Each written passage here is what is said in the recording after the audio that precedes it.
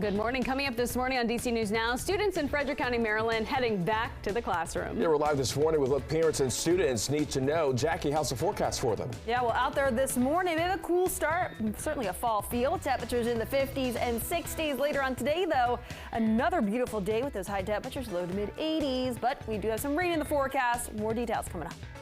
And new numbers from Metro showing attempts to stop fare evaders might be working.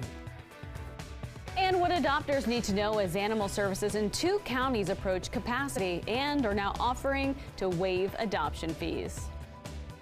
The station covering all of the DMV. This is DC News Now.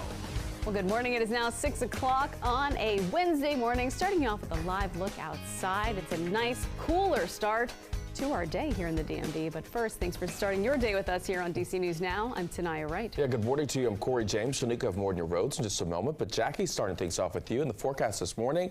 For the kids who are headed to school and the teachers too, things are looking pretty good for them. Not too bad. I mean, it's a bit of a cooler start, but at least it's comfortable. We're seeing the low humidity. And then later on today, that low humidity sticking around. High temperatures, low to mid 80s. Very similar to what we saw yesterday afternoon. Here's a view of those current temperatures as you're heading out. Currently 54 in Frederick, and I know Frederick County, Maryland.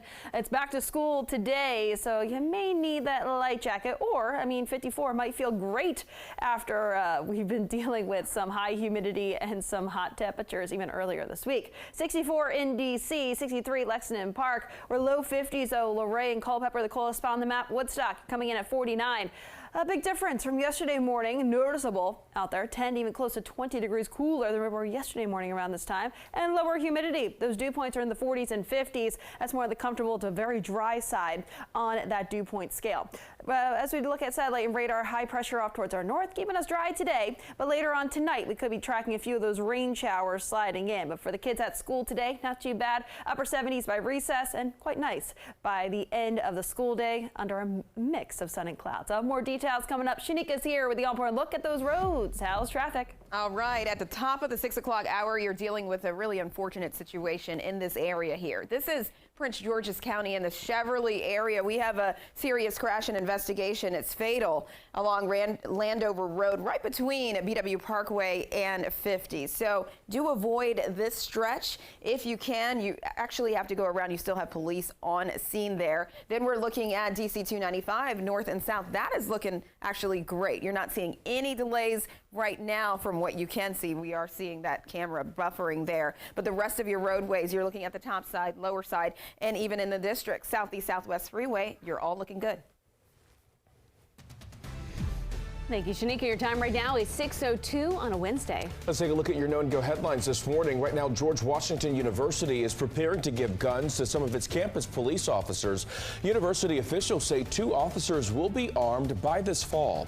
School leaders say a rise in gun violence nationwide is prompting the change. And the White House is launching its student debt repayment plan. The new approach calculates your payment based on your income and family size. Borrowers are now able to submit applications online. And tonight, 2024 GOP hopefuls will take the debate stage for the first time. Former president and frontrunner Donald Trump says he will not be there, though.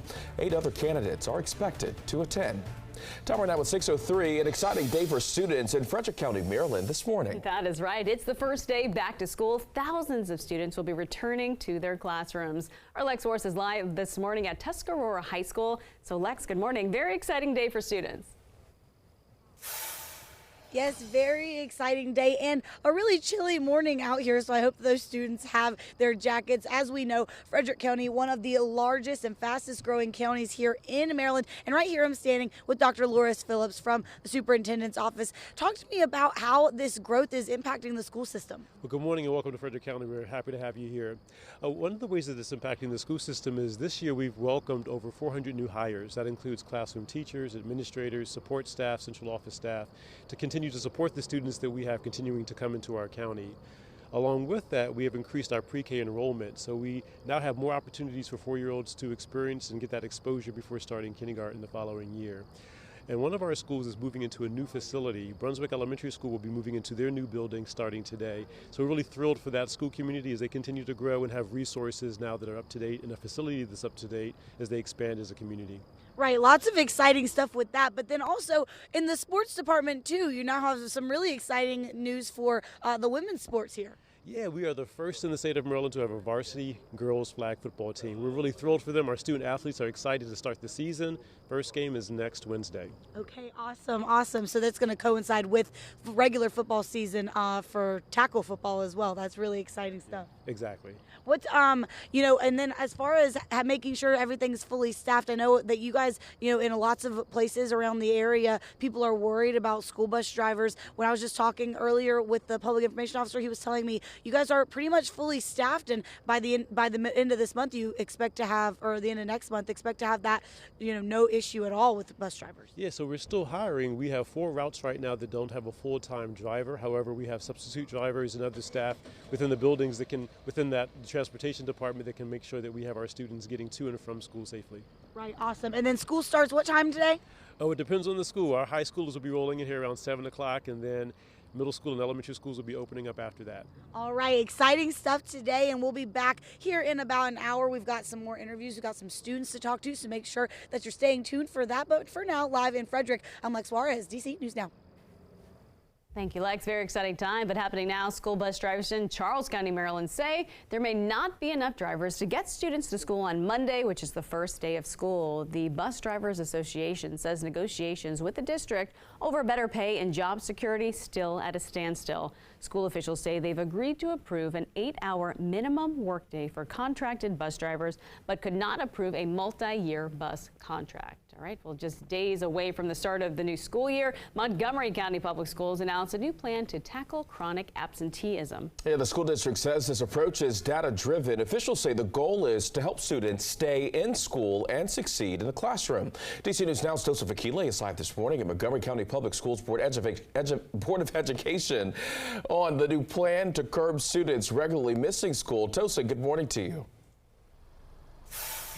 Good morning, Corey. And tonight, this plan to prioritize students staying regularly in the school is 2 parts. The first part of this plan is looking at the data, monitoring and implementing school-specific plan. The second action plan includes that communication between school leaders and caregivers and families, improving that communication. So how prevalent is absenteeism in Montgomery County schools? Well, the MCPS data shows that in 2018-2019 school year, high school chronic absenteeism was just over 27%. It went up in the 22-23 school year to almost 36%. Students chronically absent in middle school was at 17.7% in the 2018-2019 school year and about 22% in the 22-23 school year. Elementary school saw a decrease from the 2018-19 school year. It went down from 23% to about 20% in this previous school year. Now, some of the steps the school district is taking in this new plan include creating a parent and student voice tool to identify root causes related to safe, inclusive, and respectful learning environments for all students, analyzing school-based absenteeism data based on various factors such as student group, day of the week, department, course, teacher, and period. Now, counselors will support outreach to caregivers who don't respond to teacher outreach, and social workers will give guidance and resources when mental health needs impact school attendance. Now, there is a lot of information to this action plan by MCPS. We'll have the full detail of their plan, this new action plan, on our website, dcnewsnow.com. I'll have another live it in an hour giving you more information on this new plan and breaking down absenteeism data right here at MCPS. For now, we're live in Rockville. On Tosin Fakile for DC News Now. Back to you.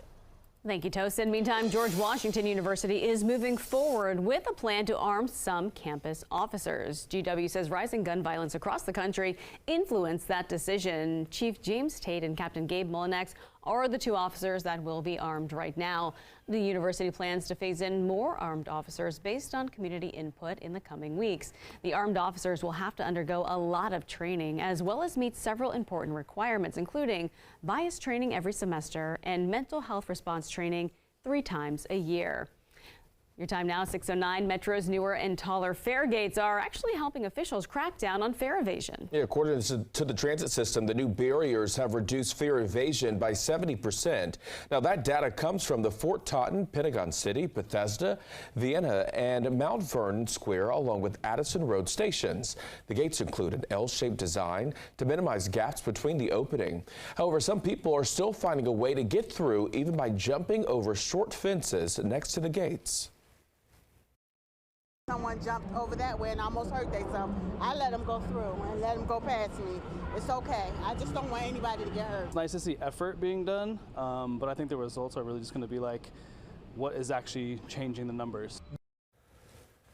Metro says redesigning every station with the new gates will cost $35 to $40 million.